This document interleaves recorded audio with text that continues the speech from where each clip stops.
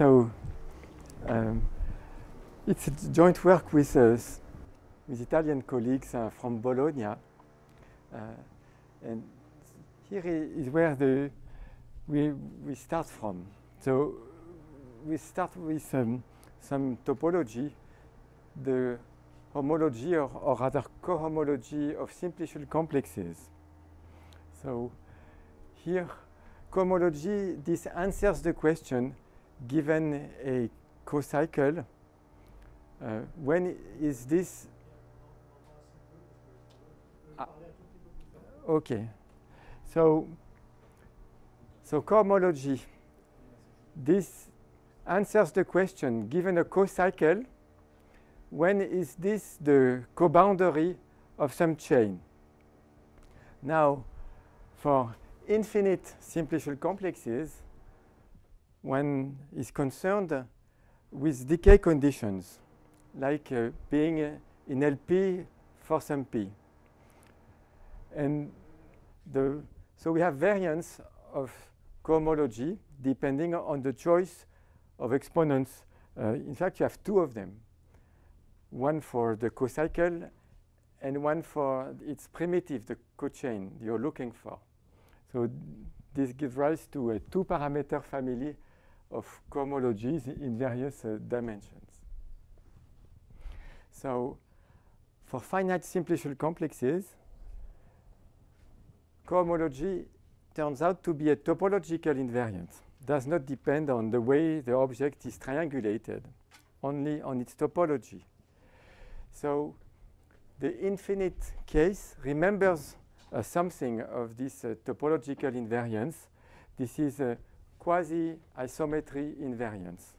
Quasi-isometry means a mapping between two metric spaces that take points at a given distance, not too far away and not too close to each other in a uniform manner. So it's kind of topological, but at large scale. So as such, these objects will be can be defined for discrete groups. Indeed, one can, given a discrete group, under some restriction, it will be the fundamental group of some polyhedron, and so it will act on the universal cover of that polyhedron.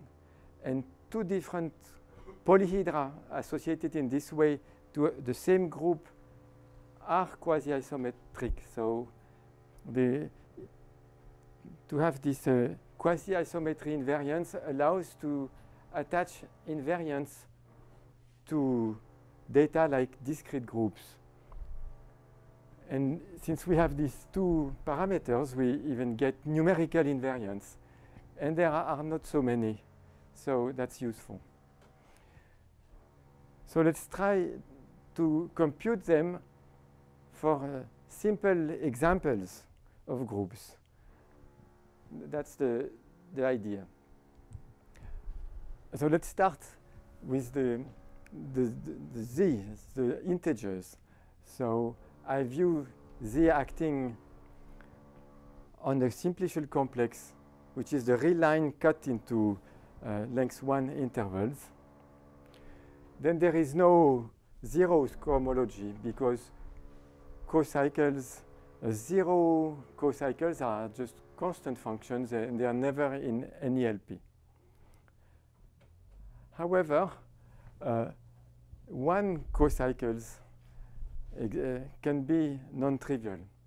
So we're in dimension 1, so one cochain means a number, a real number attached to each interval. So it's a series, a sequence of numbers. And the question is, if this sequence is in LP, when you integrate it, meaning that you take partial sums, what you get is this in LQ. And the answer is yes, exactly for one choice of parameters.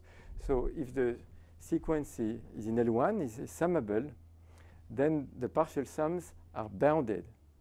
And that's exactly all you can say. Just take the sequence 1 over n, and this gives a sequence which is in LP for all p bigger than 1. And it's primitive, it's log n, it's unbounded, it's in no LQ.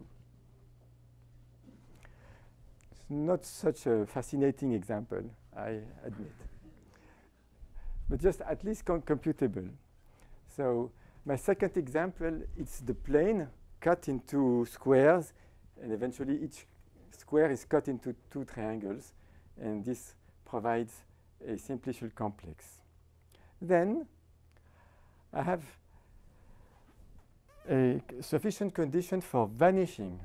Vanishing means that 1 cocycles in LP have primitives, are derivatives of cochains which are in LQ. And this works under these inequalities. So this inequality exactly are, it's the condition for a Sobolev inequality to hold, meaning that a function whose gradient is, well, if you have equality, let's say first, if a function on the plane is in LP, p less than 2, and it has compact support, then the function itself is in LQ for the Q given by equality. And then the discrete version, you can always enlarge the Q with no effort. That's why you have inequality here. Well, I used the Sobolev inequality for continuous functions on the continuous plane. Instead, whereas the setting originally is discrete. So this needs to be justified. How does one pass from continuous to discrete setting? And also, I observe that the Sobolev inequality does not fully answer the question, because it will apply here to finitely supported cocycles. And what should we do with the others, right? So these are the 2 issues. I will comment further on now. So, but you see, let's discuss first this passing from continuous to discrete setting. So the continuous version of LQP cohomology is the one where you replace simplicial complexes by manifolds, Riemannian manifolds, and cochains by differential forms. See, the definition looks very much the same. And the question is, start with a smooth manifold, a Riemannian manifold, choose a triangulation, and is it true that this definition gives the same answer or not? And also, maybe this continuous version is more tractable than the discrete combinatorial version. This is the impression we had previously, since we used the Sobolev inequality.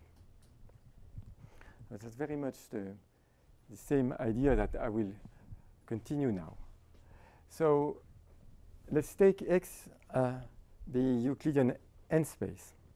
Then I claim vanishing of this cohomology defined in terms of differential forms under this condition, which is again the same old condition that appears in a Sobolev inequality. So note that here I exclude the limiting case p equals 1. So here is an argument. D, that's the exterior differential. It's a joint D star. It's a co-differential. It's again a differential operator. You form the Laplacian D star D plus D D star. So on Euclidean space, it's nothing but taking the Laplacian of each component of a form in a constant basis, right? So this operator can be inverted in some pseudo-differential calculus. And then one can form D star Laplacian inverse. So that's a singular integral operator.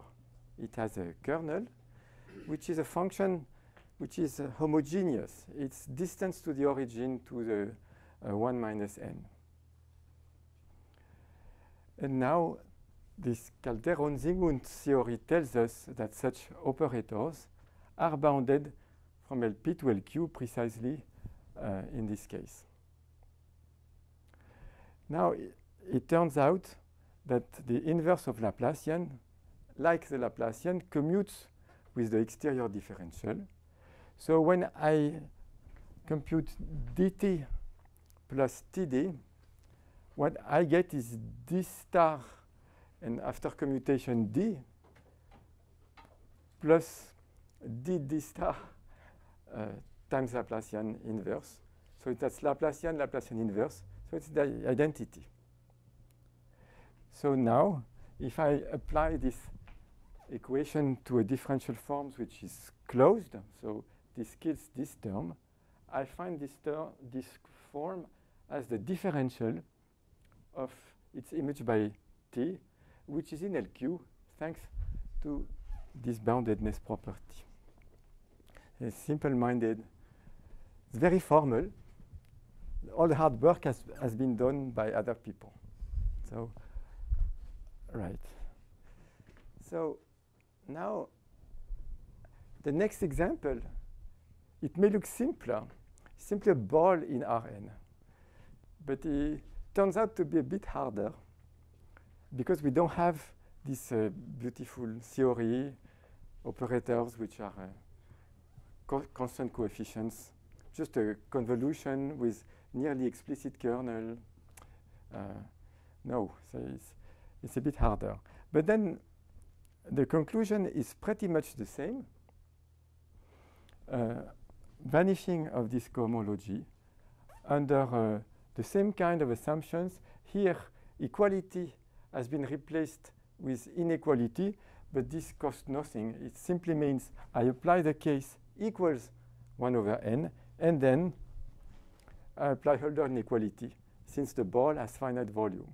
So it's very much the same assumptions. So this was observed many years ago by Iwaniec and Lutoborski, and they simply took the standard proof of the Poincaré lemma, that in a, let's say, star-shaped set, the closed form is exact. Maybe you remember this from high school, right? And essentially integrate along rays. So this gives a primitive. So in this method, the origin plays a special role, which is not so good. So use this formula for various centers and average over centers. You get the Iwaniec-Lutoborski formula, so gets this operator T, which is a homotopy, meaning 1 equals dt plus td. And again, see explicitly what the kernel of that operator is. And it's again essentially homogeneous of the same degree, leading to the same bounds. But the good thing here is that this formula applies to differential forms which need not be defined globally on Euclidean space. It can happen on a convex set. Right. So this local version requires more effort than the global one. So why do you think I'm so happy to prove that things are zero? Because that's a positive result, right? Being able to integrate forms with some control on norms, you prove some estimates. So that's a positive fact, right? It's non-vanishing of cohomology, which which is a mess, which means that no estimate exists and it's a nightmare, right? So most of the time, you'll see me proving these vanishing results. So now, I'd like to go to the next the question. Sorry.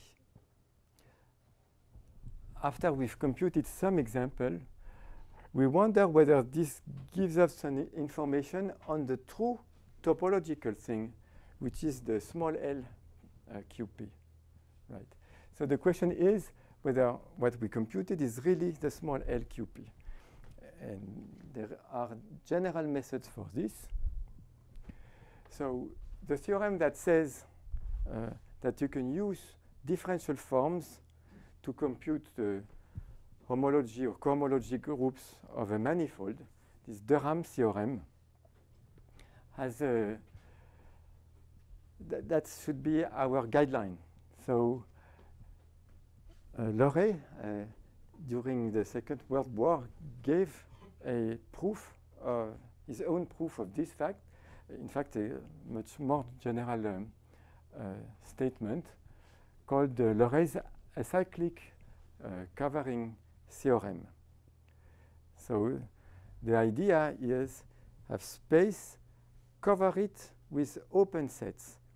Assume the covering is acyclic, meaning no cohomology, that all these open sets have vanishing cohomology, and also all intersections, pairwise, 3-wise, 4-wise, all intersections have vanishing cohomology. Then Loret's conclusion is that the cohomology, the global thing, coincides with the simplicial cohomology of a certain simplicial complex, which is the nerve of the covering that simply encodes the intersection pattern of open sets. Just to give you an idea of the kind of arguments needed, here is how this goes. So here, imagine I have triangulated a manifold. So this gives me, for free, an open coverings by stars of vertices. A star means the union of all simplices containing a vertex. So it's a good covering. It's acyclic since intersections of two stars will be simplices, essentially, or controlled unions of simplices. Right, so let's use this covering. I will explain how to go from a closed one form on the manifold to a one cocycle of the triangulation. Start with a closed one form omega. So by acyclicity, this form is exact, no cohomology in each open set. So it's D of some function ui. Now consider differences ui minus uj on the intersection of two open sets. Then it's differential by construction. It's omega minus omega equals 0. So it's constant. Why? Well, it's a closed 0 form. But again, the intersection has no cohomology, even 0. And so it's a constant. So this gives me numbers, kappa ij's. And it turns out that what you get is a cocycle. When you sum over triples, you get 0. And so that's a way. The one cocycle was converted, a closed one form was converted into a one cocycle. Conversely, let's pick once and for all a partition of unity adapted to this covering. And given a cocycle, so a set of numbers, kappa ij, I form the functions ui sum kj kappa ij's. It turns out that these functions, they have the same differentials on intersections.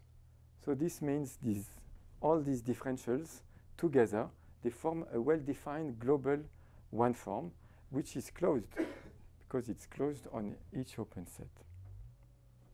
That's how the kind of arguments that enters this Leray theorem. Right. So I will simply point out that one can improve on this homological algebra there. And in order to require less on the covering, in particular, here I needed that each closed form on an open set or some intersection of the covering have a global primitive on that open set. In fact, it's allowed to lose some domain. So if we simply know that on locally closed forms have a primitive on a slightly smaller domain with the control and norms, one can still have this homological algebra work nicely.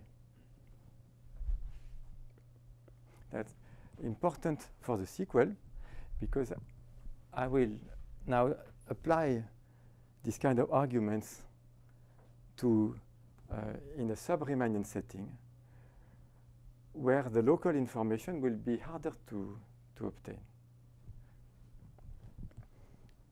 So now let's go to the sub-Riemannian setting.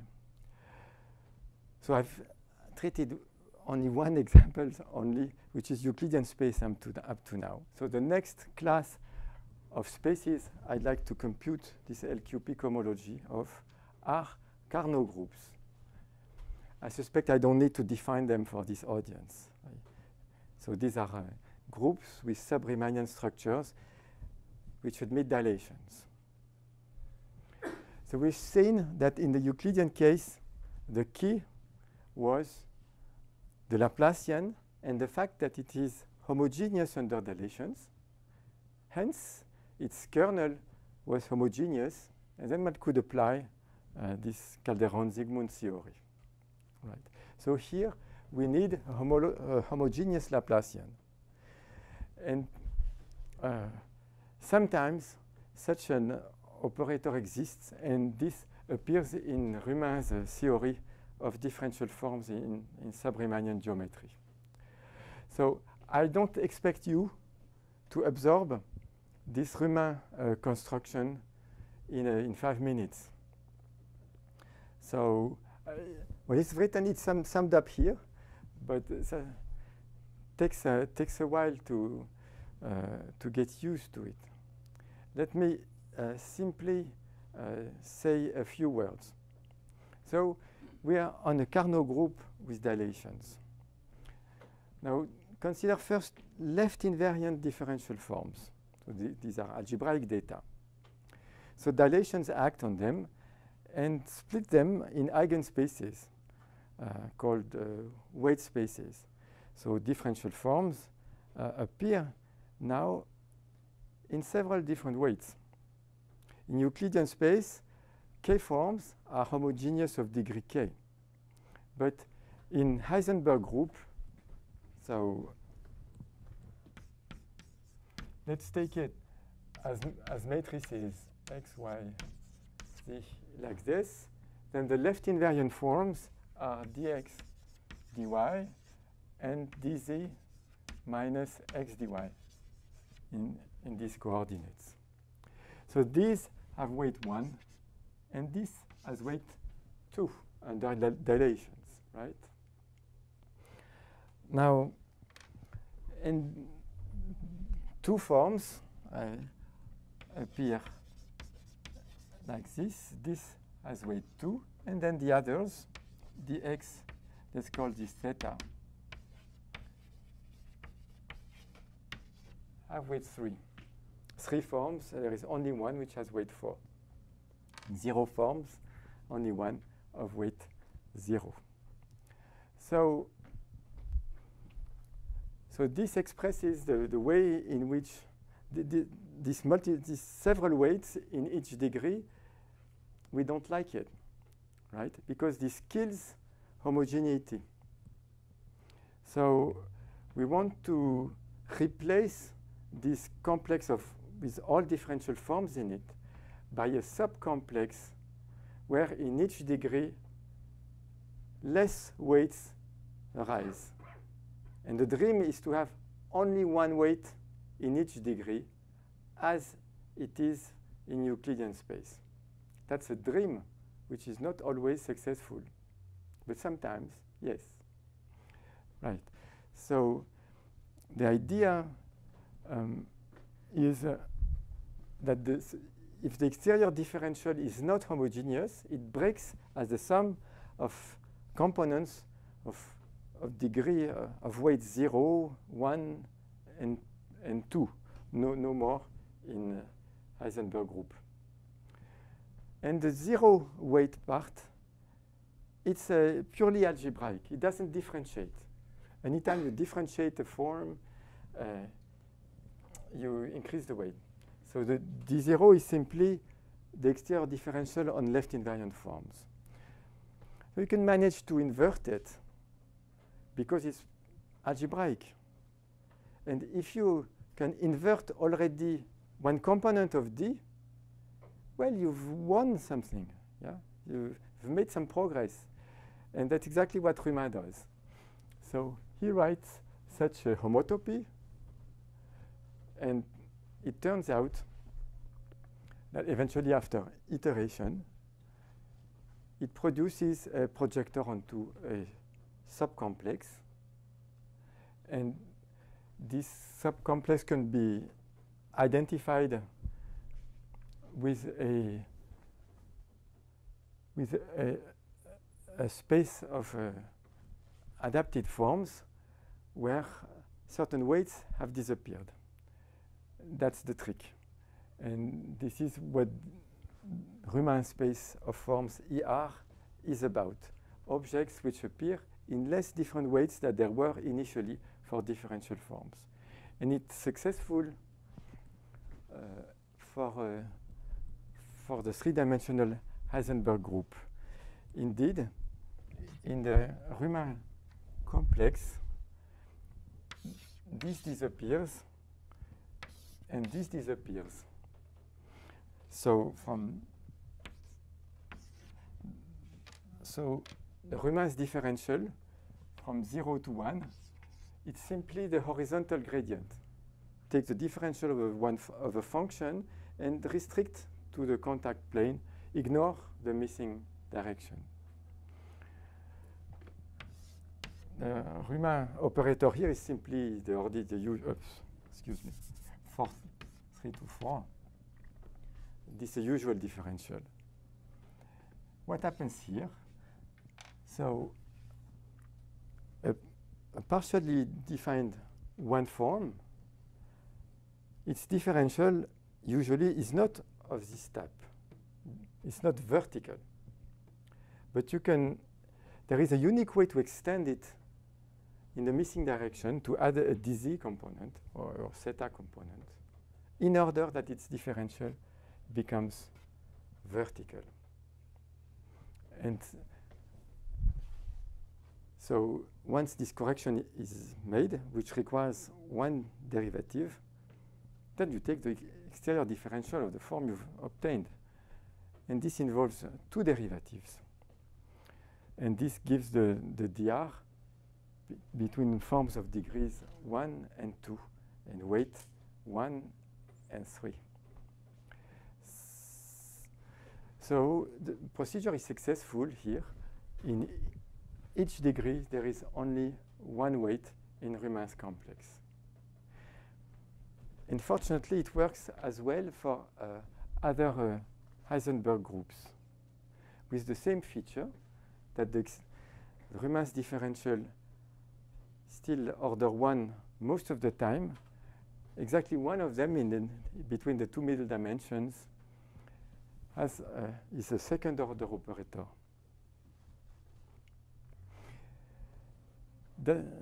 So it's in fact, now given a contact manifold, so a manifold which locally is isomorphic to the Heisenberg group, one can attach a complex ER dr in an invariant manner to it.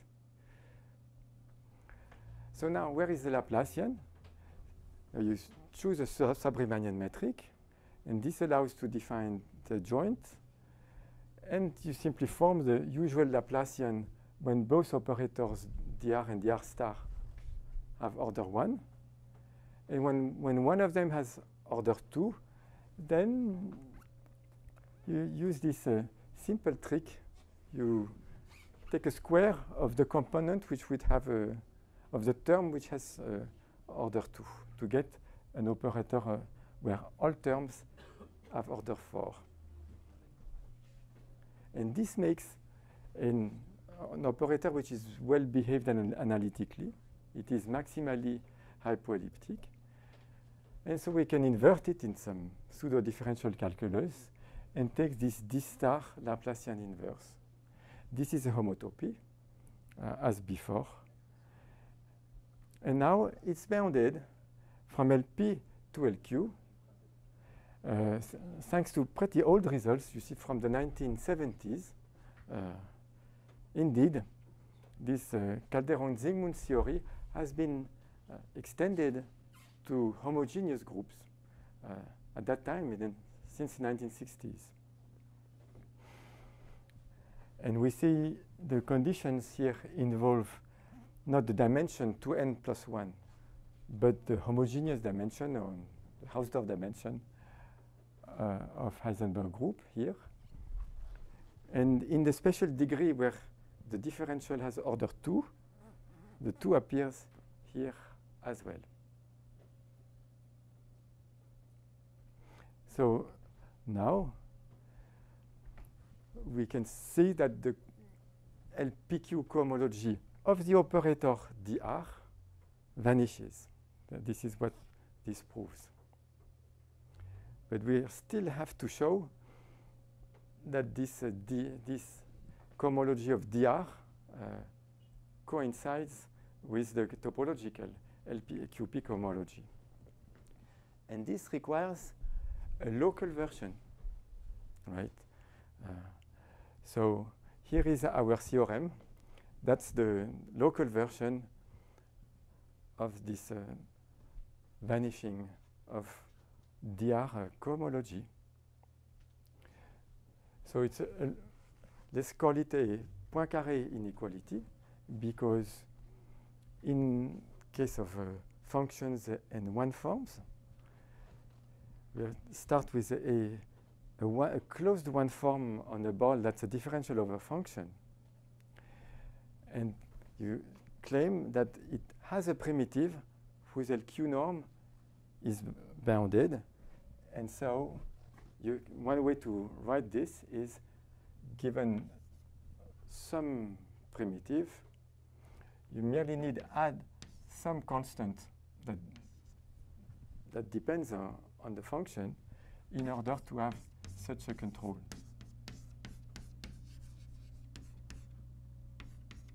So when you see now it's really a Poincaré inequality.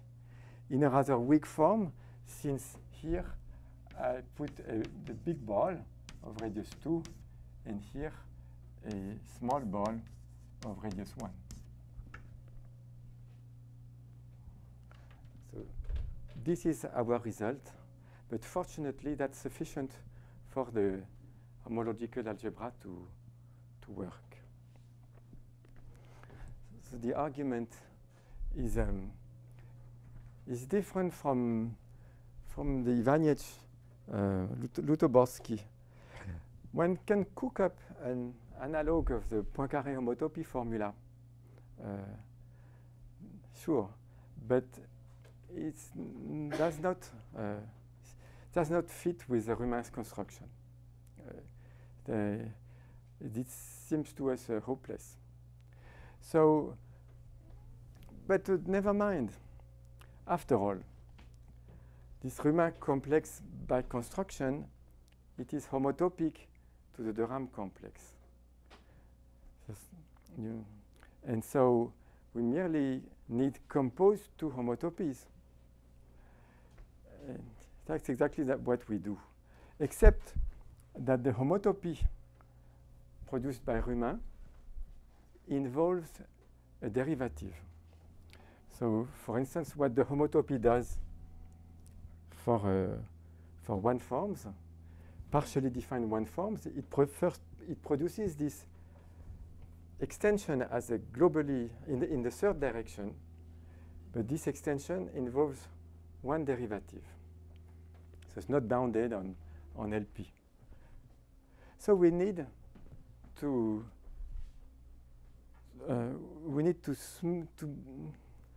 modify forms beforehand, right? And here is how we proceed. So the TR which is here, this is the global dr star Laplacian R minus 1, right? So this has a kernel which is a homogeneous function, globally defined. Now let's cut off the kernel. Here the K1 is the part which will have a small support, and K2 it's the rest. So K2 doesn't have the singularity at the origin anymore, so it's smooth. So it's a way to write this TR as the sum of two operators. And now we keep only the T1 part, the one which has a small support. And we view it as a homotopy of identity to another operator, which is dr T2 plus T2 dr, which is smoothing. And this T1 has exactly the same singularity as the TR, so it has the same boundedness properties. So if you apply this to a closed form, dr closed form, this term disappears. And up to the differential of some form which is in LQ, you can replace it by S of it. So you have smoothed it. And now you can apply this by E, because the S smoothes enough, wins sufficiently many derivatives that the pi E will lose, and this compensates. And in the end, the smoothing plus Rumin's homotopy plus Iwaniec's Lubotovsky's homotopy gives the required homotopy. So there is a loss on support. So remember, this T1 had a small support which allows it to be defined on forms which are not defined globally, only in a ball, except that you lose on the radius of the ball slightly. So that's it. Now, we are not completely finished, because you remember in this Loré argument, there were two tricks. There was first this trick of integrating forms locally, and there was this trick of taking cocycles and using partitions of unity to produce small forms from them. In fact, this is what one sees for one form, but at least for when you start with two forms, you see at the step in the argument, you need to multiply differential forms with cutoffs, with these smooth functions. And you need a control in LP norm. And precisely, you need that the dr of a form multiplied by function be controlled by the LP norm of the form and its dr, and nothing else. And this works when the drs are first order, but it fails when the dr are second order. So, but our smoothing procedure will allow to face this. So if we smooth forms, we regularize them enough in the beginning, we can travel with many derivatives throughout the Leray method. And so here is the statement of our smoothing result. So now it's a global result for contact manifolds. Since it's uniform, it requires uniformity assumptions on contact manifolds, this notion of bounded geometry. So what is a contact manifold of bounded geometry? It's a manifold with an atlas of charts to the Heisenberg group, let's say to the unit ball in the Heisenberg group, such that the changes of charts are contact diffeomorphisms, which are bounded together with their derivatives to some order, and the inverse as well. Right. So once one pieces all these ingredients, one concludes that the topological QP cohomology can be computed using the Riemann complex for contact manifolds under this bounded geometry assumption. And so in particular, the calculation we've done for the DR complex on Heisenberg group gives us this topological conclusion, at least for when you have equality here. But in the discrete setting, you can always replace Q by some smaller Q. And so you win the inequality.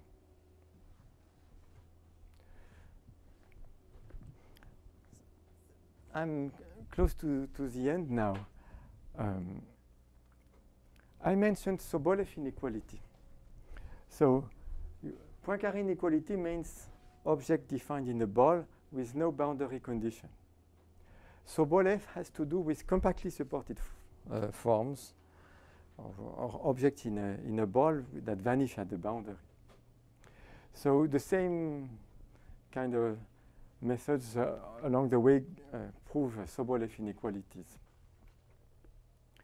Sharpness in terms of exponents. I've wrote various inequalities between P and Q, and so I'm certain that these intervals are sharp. I need to check the examples now. So one cannot do any better. So these intervals excluded the limiting cases P equals 1 or Q equals infinity.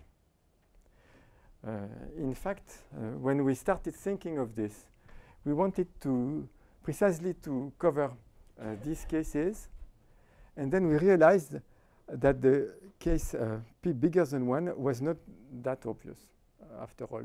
We thought this was well known, and we realized it was not. So we've dealt with the classical case, the regime where this Calderon-Zygmunt theory applies. But the way the argument I explained applies now, it seems to me, to P equals 1. When you add some more recent ingredient, which are this L1 analysis of the Laplacian, which was started by Bourgain-Brezis, and Bourgain-Brezis-Mironescu in the early 2000s, and which turns out to apply to Carnot groups as well. And then what about more general Carnot groups? Because I was able to handle here only Heisenberg group. So the special property of Heisenberg group is that the Riemann procedure is totally successful there. In each degree, only one weight occurs. All of others have been wiped out. This is rather exceptional. With Riemann, we have partial results using a slightly different method, but where it's unlikely that sharp intervals will be obtained because of this lack of homogeneity of Riemann's complex in general.